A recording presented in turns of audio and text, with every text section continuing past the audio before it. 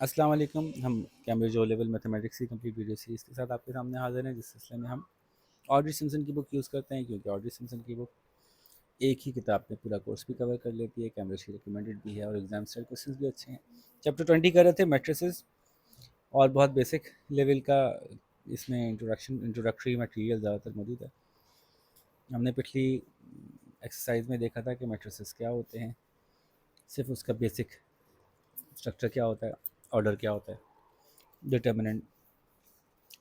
हमने मैट्रिसेस को जो है वो बेसिक्स मैट्रिसेस की जो है वो देखी थी। अब हम जा रहे हैं, ट्रांसपोज भी देख लिया था, यस। डिटर्मिनेंट तो अभी आगे आएगा, खैर ट्रांसपोज देखा था।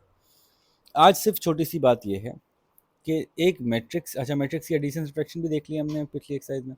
आज हम देखते हैं एक मैट्रिक्स दूसरे मैट्रिक्स से मल्टीप्लाई हो सकता है या नहीं, क्या कोई उसूल है या नहीं। तो उसका जवाब यह है कि मैट्रिक्स को मल्टीप्लाई करने से पहले मैट्रिक्स का ऑर्डर देखना पड़ेगा,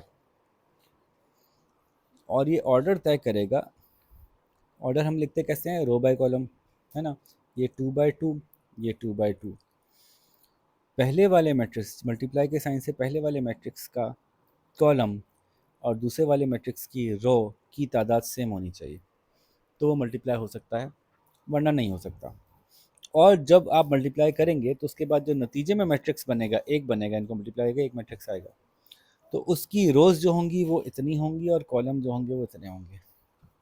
बात समझ में नहीं आई तो एक दफ़ा फिर रिवाइंड करके देख लें कि यहाँ पे आप देखिए 1 2 3 4 5 मैट्रिसेस बताए इन्होंने, और उनके ऑर्डर भी बता दिए, 2 by 2, 3 by 3, 2 by 4, 4 by 2, 3 by 2। पूछ रहे हैं कि इनमें से कौन सा कन्फॉर्मेबल है, यानी कौन सा इस काबिल है कि जो वाकई मल्टीप्लाई हो सकेगा, या कौन सा मल्टीप्लाई नहीं हो सकेगा।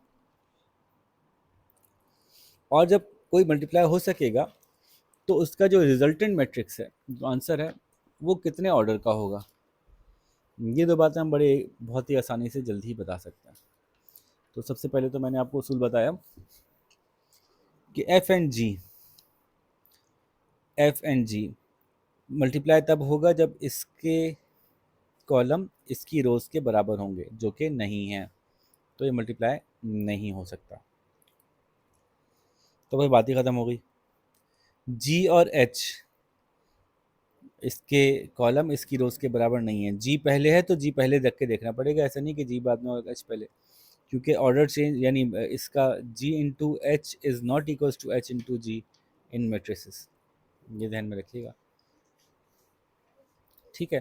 तो जी और एच मल्टीप्लाई नहीं हो सकता। एच और के देखते हैं, एच और के हो सकता है, और रिजल्ट किस शक्ल का होगा, इसकी 2 रोज और 2 कॉलम्स होंगे, तो एच और के मल्टीप्लाई हो सकता है और आंसर 2 बाय 2 का आएगा, ठीक है। फिर देखते हैं के और एच। अब के और एच का मतलब है कि के इज इक्वल्स टू 4 बाय 2 और H is equals to 2 by 4।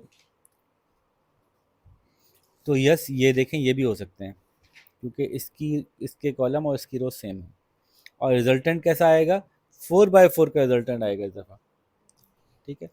अब ये सारी बातें आपको थ्योरेटिकल लग रही होंगी, प्रैक्टिकली जब हम मल्टीप्लाई करके आपको दिखाएंगे तो फिर आपको और ज़्यादा मज़ा आएगा कि ये कैसे प्रोड्यूस हो रहा है रिजल्ट। फिर 3 बाय 2, के और एच, एच और के और एच तो हमने कर लिया, ये 4 बाय 4 आएगा।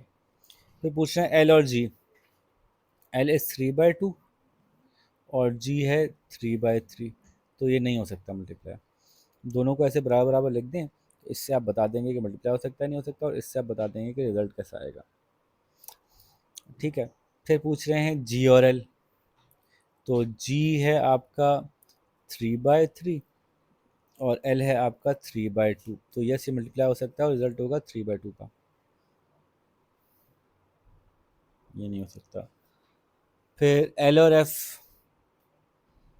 एल 3 बाय 2 है, एफ 2 बाय 2 है, तो 3 बाय 2 को जब 2 बाय 2 के सामने रखेंगे तो ये मल्टीप्लाई भी हो सकता है और आंसर 3 बाय 2 का आएगा।